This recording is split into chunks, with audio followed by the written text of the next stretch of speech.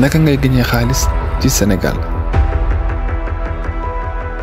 toujours 30 000 francs 30 000 francs par jour fii ci Sénégal yombul mais lu mën a nekk la c'est très simple da nga bëgg découvrir naka ngay def bay gagné xaalis toll ci 30 000 francs ou 20 000 francs par jour fii ci Sénégal c'est très simple mbokk yi. bu fekkee niveau ci chaîne bi maa ngi lay invité à ce que nga abonné aimer commentaire partager kon fii lay xewee ci Aliou Vision let's go on y va ñu dem.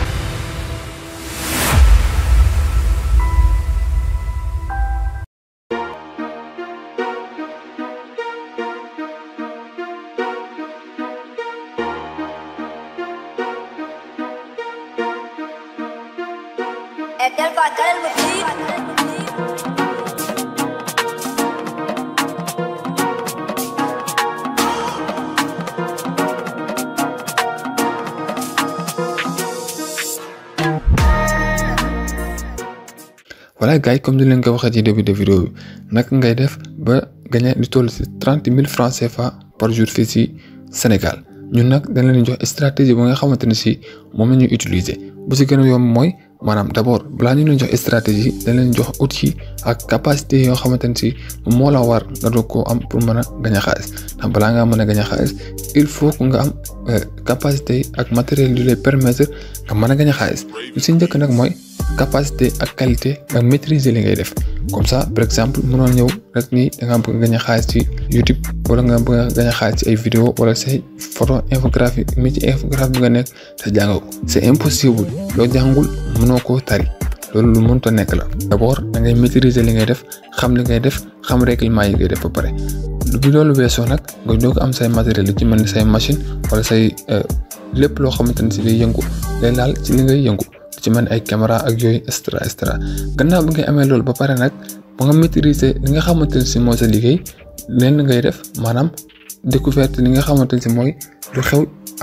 actuellement nga xool entreprise yi nga xamante ne si ñoo gën a nekk à jour ngay jéem a jëflanteeg ak ñooñu ñu nag stratégie bu ñuy teg leen la ñu doon am yenn entreprise yoo xamante ne si dañuy lëkkandoo ak ñoom wala ay ñenn ñoo xamante ne si ay youtubeur nañ wala ay créateur de contenu yu si mel ne ñoo xamante ne si dañuy def ay vidéo bricolage seen vidéo bricolage yi day bari de trop ba nga xamante ne si ñoom ñu mën a am temps di def seen vidéo ak seen liggéey ba pare di am temps de montage léegi genre entreprise yooyu da ngay jéem a def leen lu dul te collaborer ak ñoom ñuy def seen vidéo di la jox ngi leen di montel ñu publier di la fay mais attention booy dem bay collaborer ak genre entreprise yooyu da nekk entreprise yoo xamante ne si chaîne yi ñuy publier si seen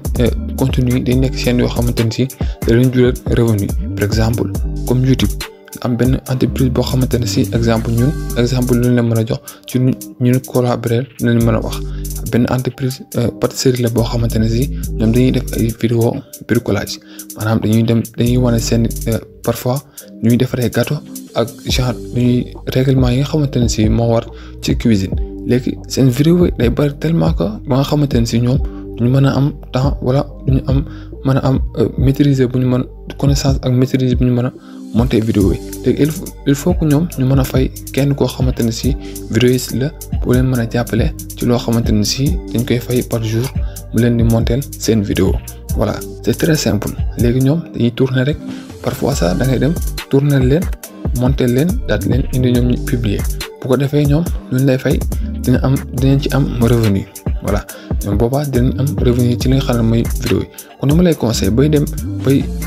lëkkaloo ak genre entreprise yooyu dana fekk ñoom seen plateforme yi ñuy utiliser da nekk plateforme yoo xamante ne si dafa monétiser maanaam plateforme yoo xamante ne si